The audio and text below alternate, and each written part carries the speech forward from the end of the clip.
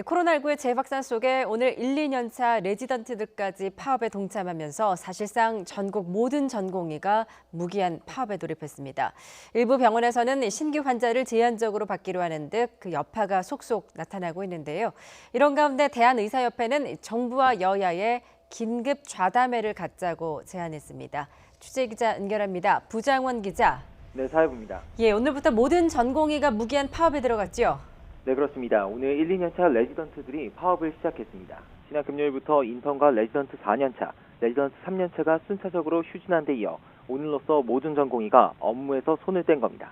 파업 돌입에 맞춰 전국 수련병원 곳곳에선 의사 가운을 벗는 퍼포먼스와 함께 전공의들이 의료정책의 결정 과정에 현장의 목소리가 반영되길 바란다고 담화문을 발표했습니다.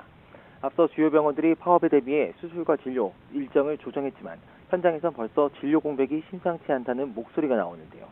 실제 서울 서대문구 세브란스 병원 내과에선 응급실로 오는 중환자를 받지 않기로 했습니다.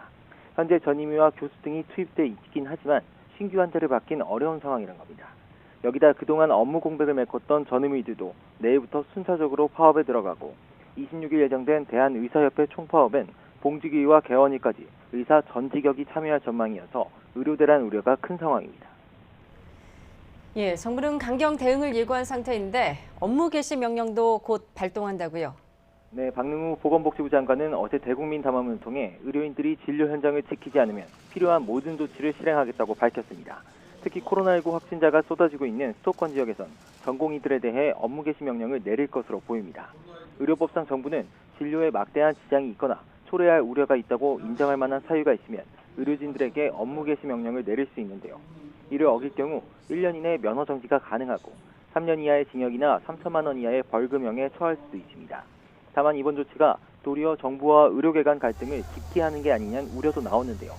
대한전공의협의회는 정부의 업무 개시 명령은 협박에 가깝다며 면허 정지나 취소도 불사하겠다고 반발했습니다. 이런 가운데 대한의사협회가 사태 해결을 위한 긴급 좌담회를 제안했다고요? 네, 그렇습니다. 정세균 국무총리와 더불어민주당 그리고 미래통합당에 긴급 간담회 개최를 제안하는 공문을 보낸 건데요. 코로나19 재확산이 심각한 상황인 만큼 정부와 의료계 그리고 여야가 해결책을 찾아보자는 겁니다. 의협은 엄중한 위기를 맞아 모든 가능성을 열어놓고 만남을 제안했다면서 대화를 통한 문제 해결이 이뤄지길 기대한다고 말했습니다. 앞서 정부는 우선 집단 행동을 멈추는 걸 전제로 의료계와 협의를 시작하고 그동안 정책 추진을 유보하겠다고 제안했었습니다. 하지만 의협은 의대 정원 확대와 공공의대 설립 등 4대 정책 모두를 즉각 철회하라는 입장을 고수하면서 거부해왔습니다. 정부와 의료계의 극한 대립으로 의료 현장의 혼란은 점점 커지는 가운데 대화가 시작될지 주목됩니다. 지금까지 사회부에서 YTN 부장원입니다.